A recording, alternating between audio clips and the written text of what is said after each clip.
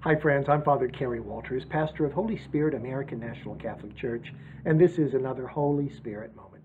This one on the recently released film, Three Billboards Outside Ebbing, Missouri. And as a warning to you, if you have not yet seen the film, I will be sketching its plot in my remarks. Three Billboards has been widely acclaimed as an incredible movie by both the general viewing audience and by cinema critics. At the Golden Globes, it picked up a handful of the most prestigious awards going, and it is a sure bet that the film will at least match that record in the upcoming Academy Awards. But it seems to me that there is an aspect to this film that might be overlooked, and it's an aspect that I find especially disturbing. It seems to me that Three Billboards might be described as a morality play without a moral, that there is something deeply, deeply nihilistic, spiritually and morally, in this film. And so I would like to offer just a few remarks about that nihilism that I see in the film, and also reflect on why it is that it might have been such a popular entertainment for the American viewing audience. Now, the plot is easily told of Three Billboards. A woman named Mildred Hayes, who is played by Frances McDormand, is grieving the murder and rape of her teenage daughter. That crime occurred 7 months earlier, and the local cops in Ebbing have still to solve the crime. And Mildred finds herself not only increasingly frustrated, but increasingly enraged. And that rage begins to spread throughout her entire life. It's no longer just the cops who are the objects of her anger, of her fury. Everyone with whom she comes into contact with feels its sting. And so in order to try and force the police to do a job that she thinks they have failed and perhaps deliberately failed to take seriously, she puts up three billboards which publicly challenge the police, trying to shame them into doing something towards solving the mystery of her daughter's rape and murder. The two other main characters in this film are the chief of police and one of his deputies. The chief of police is a man named Willoughby, and he seems to be the most sympathetic character in this film, in the sense that he isn't inundated, he isn't obsessed with rage and fury and self-interest. But my guess is that he's also sympathetic to the audience because he is a character who is dying of pancreatic cancer. Were he not mortally ill, my guess is that he would come across as less sympathetic than he does. The other main character in this film is the deputy named Dixon, and he is a thoroughly unsympathetic character. He is a drunkard, he is ill-educated, he is a brutal lout who readily resorts to physical violence whenever he feels frustrated, and of course in doing so he hides behind his badge. We know from the film that in the past he actually tortured a black prisoner, and we see him in the film threatening ominously Mildred Hayes, and we see him also physically assaulting, beating and throwing out of a second-story window a white man who has enraged him, who has crossed his path. None of these characters, with the possible exception of Willoughby, once again, none of these characters seem to me to have the slightest notion of what it means to be a moral agent. Mildred is so full of hatred that she spews a kind of toxic cloud wherever she goes. She brutalizes verbally and, at least on one occasion, physically, everyone whom she encounters. The targets of her ire include high school students, whom she physically assaults, a priest whom she brutalizes with one of the most horrendous and gratuitous tirades that you're likely to see in film. She is irritable with her son. She is angry at her ex-husband, who returns the anger and is also physically violent.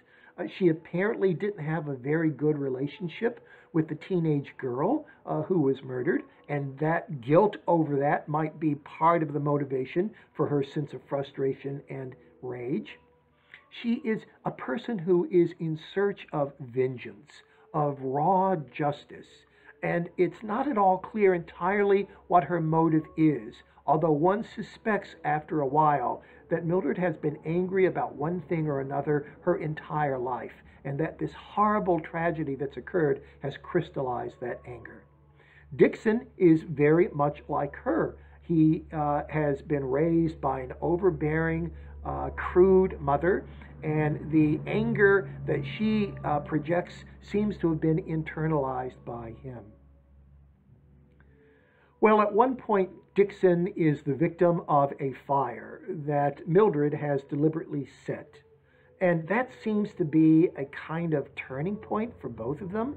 Mildred perhaps feels a little guilty, and Dixon begins to perhaps feel a little bit of remorse for all of the horrible things that he's done in the past.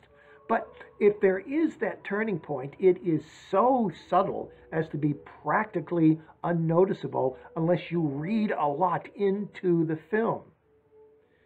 At the end of the film, Dixon and Mildred have partnered long enough to get themselves into her car with a shotgun, intending to travel to another state in order to murder a man who might be the slayer of her child, but might not be. It's true that they, at one point at the very end of the film, admit to one another that they're having second thoughts about murdering this man, but those second thoughts aren't in any way crystallized into an overt action to turn the car around and to somehow deal with the anger that both of them are feeling in a non-violent, non-corrosive, non-toxic way. If this film has caused any controversy, it's from the African American community, who believe that this turnabout of Dixon, the race baiter, the racist, the violent predator, is just too magical. Just doesn't seem to fit his character, and hence downplays, trivializes his racism. I am entirely sympathetic with that criticism of the film, but I think that the toxicity of the desire for vengeance and raw justice that underlies both his racism and Mildred's hatred of everything that she encounters is much more disturbing, is much more foundational.